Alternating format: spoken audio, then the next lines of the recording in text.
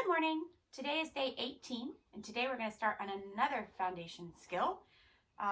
This is something that also falls kind of in the realm of body awareness. It's not kind of, it is in the realm of body awareness.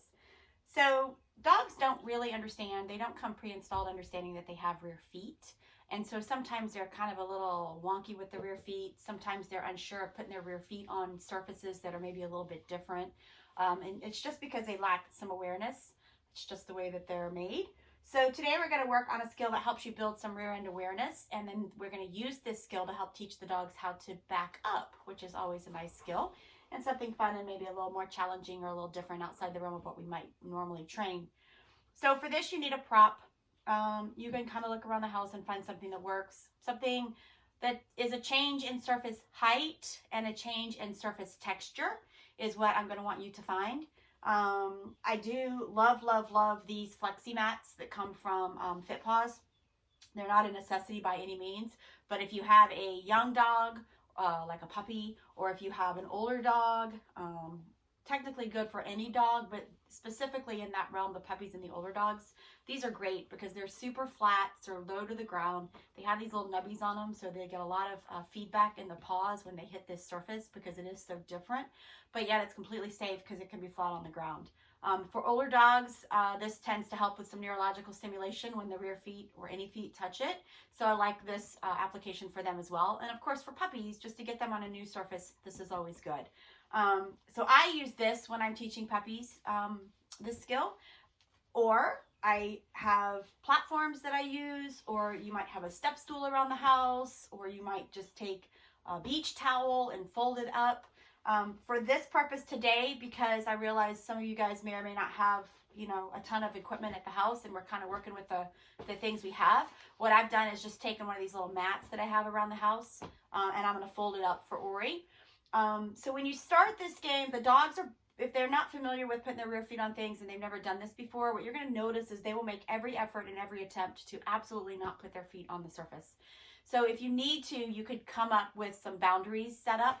A lot of times I'll ask people to walk the dogs like between a coffee table and a sofa over the strange surface that's new to the dog, and then that way you kind of limit the space that they can work in, and they accidentally end up hitting the rear feet on the thing we're trying to get them to put the rear feet on. And so that way you can mark and reward and give them some information. It's a great confidence builder for dogs as well. So your prop can be anything around the house that you've got that is a change in surface height and a change in surface texture. It doesn't need to be super high, an inch or two off the ground is totally fine as long as it's enough that the dog can have some feedback that it's a different surface. If you have a giant dog, a very large dog, you might have to vary that up. If you end up with a dog who absolutely says, no way, Jose, I am not going to put my feet on it, then what I do is just find a way to make the surface so big that they kind of don't have any options and they end up having to put the feet on it initially, so you can have a little accidental contact, at which point you can mark it and reward it. Usually once you can get in a few marks and rewards, the dogs figure out pretty quickly what you're trying to get them to do, and then it just becomes less of an issue and they just move on with the process. So since I'm going to work with Ori today and just kind of show you how I start this game, this is another great game to play at mealtime. And then I'll show you a little variation of how you can start to do a little proofing and kind of what you're looking for as you start this skill. Okay, so initially what we're going to do, and I'm going to do this hopefully where you can kind of see what he does here.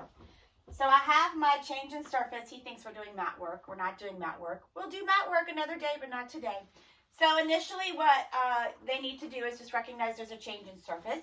And literally all I do to start this game is just walk them over it. Yes. And when the rear feet are on it, I mark it and then reward them while they're in position, building value for their rear feet being on the surface and them understanding that their rear feet are on the surface. And then I just turn them around, walk them back over it. Yes. So you notice that this is very flat, but the surface texture is different. And so that change in the texture is what allows him to know that his feet are on something different. Okay. Walking back over. Yes. You see how he gets on and he plants those rear feet and he's stopping?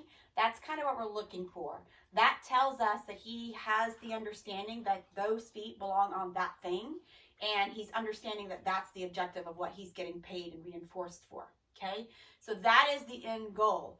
So to start this, You may have to, some dogs might be a little more excited or a little more unsure, so they might be a little bouncy. A lot of times what I'll do is just put a cookie on their nose. I'll put the front feet up and mark the front feet and reward that. And then I just very slowly, yes, move them forward into the rear feet being on. Again, it's almost accidental because they're so focused on the food, they're not really paying so much attention. But if you slow them down, mark the front feet, and then slowly move them forward. Yes, and then mark and jackpot the rear feet. They do figure out generally pretty quickly that that's the name of the game, and that's what they're trying to work on. So, body awareness, foundation skill, super easy. Another great game to do at mealtime. Hey, or come here. Here, it's right here. Come here. Hey, Boopy, come out of the way. Lie down. Good boy. Another great game to play at mealtime because you can just have them work for super cheap, work for the kibble, and fun and easy to do.